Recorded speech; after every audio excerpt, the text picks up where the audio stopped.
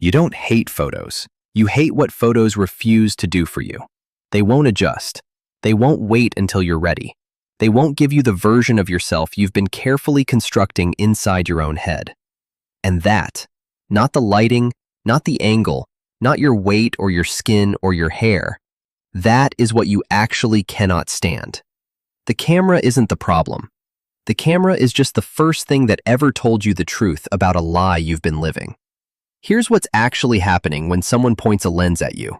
Inside your mind, you carry an image of yourself. It isn't a photograph. It's a curated composite, built from your best moments, your most flattering mirrors, the angles you've learned to inhabit unconsciously, the face you make when you're speaking and feel confident and alive. That internal image is warm. It moves. It breathes. It responds to context. A photo does none of that. It doesn't care how you feel about it. A photo is a frozen fraction of a second, stripped of personality, stripped of voice, stripped of everything that makes you feel like yourself. And when you look at it, something in your mind recoils, not because the photo is wrong, but because the gap between what you expected and what you see is impossible to ignore. You don't actually know what you look like. You only know what you allow yourself to see. You've been living inside a version of yourself that only you can see. And every time someone holds up a camera, they threaten to replace that version with something far less forgiving. The discomfort you feel isn't vanity. It's cognitive dissonance at a level most people never stop to examine. You have spent years building a self-image, an internal narrative about who you are and how you appear, and a single photograph can destabilize it in under a second. That is not a small thing.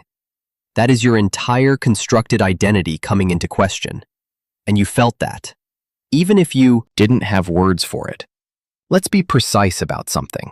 In a conversation, in a room, in any real-time interaction, you are in control. You shift your posture. You choose your angle. You soften your expression when something feels too raw. You are constantly, quietly, managing how you are perceived. And you do it so naturally, you don't even notice you're doing it. A photo strips all of that away. You trust mirrors more than cameras, because mirrors obey you. In the moment the shutter closes, you have no say. You can't soften anything. You can't recalibrate. You cannot reach through the lens and adjust what the camera captured.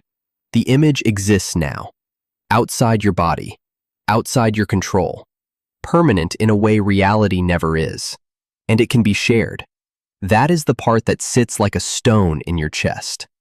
Not just that the photo exists, but that other people will see it, that it will circulate without you, that someone might look at it when you're not there to provide context, to speak, to explain, to be anything other than what the image shows.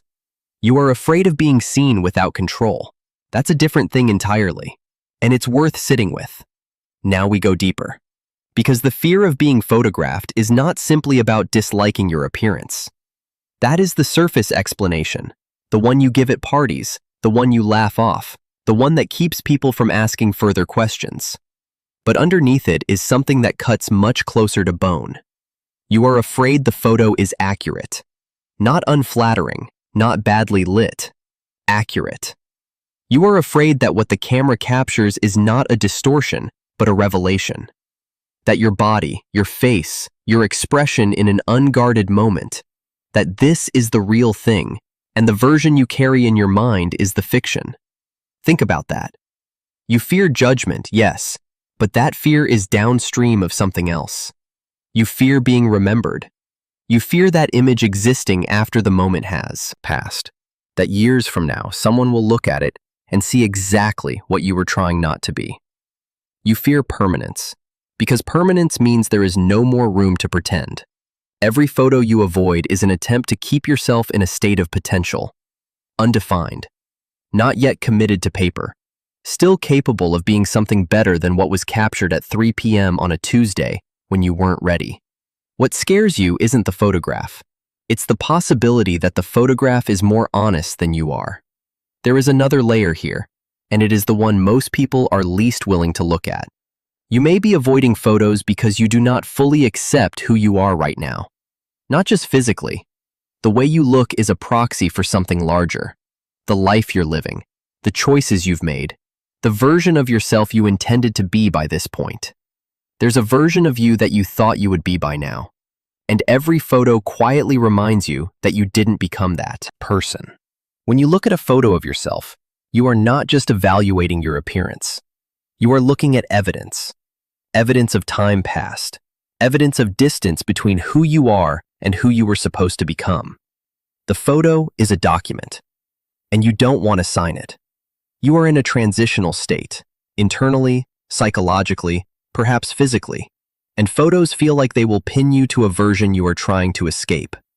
To be photographed is to be witnessed, and to be witnessed is to be held accountable to your current form, your current life, your current self. And if you are still becoming, if you are still in the middle of something, that accountability feels like a trap. So you step out of frame. You make a joke. You offer to be the one behind the camera instead.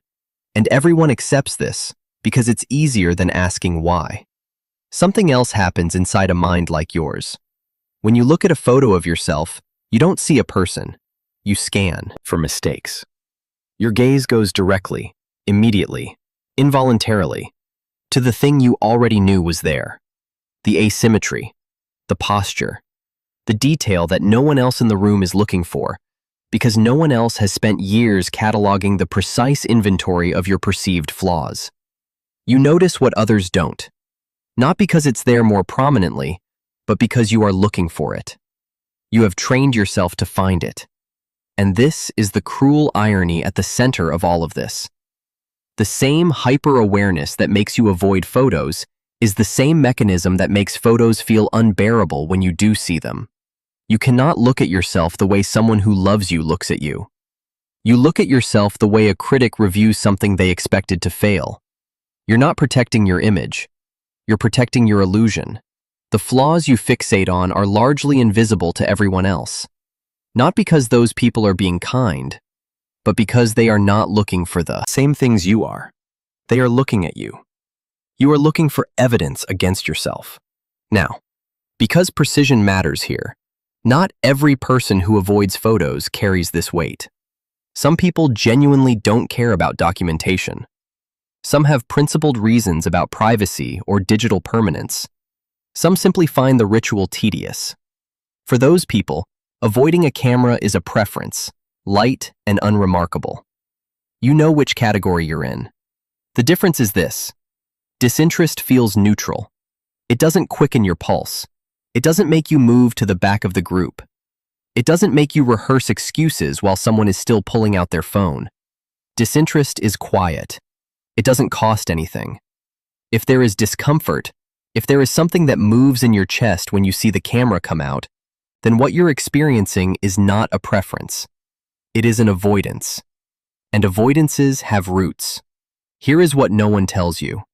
The version of yourself you are protecting by staying out of photographs, that version is not safer for being unrecorded. It doesn't become more real. It doesn't hold more weight. It just remains hypothetical, theoretical, a self that never had to prove anything because it was never tested by documentation. You are curating an absence, and you are calling it protection. But the photographs you avoid today are the ones you will search for in 20 years. In a decade, you will want evidence that you existed in this form, at this age, inside this specific life, and you will find almost nothing, because you were too afraid of being seen to allow yourself to be remembered. You are not avoiding the camera, you are avoiding evidence. One day, you'll look for proof that you existed in this version of yourself, and realize you erased most of it.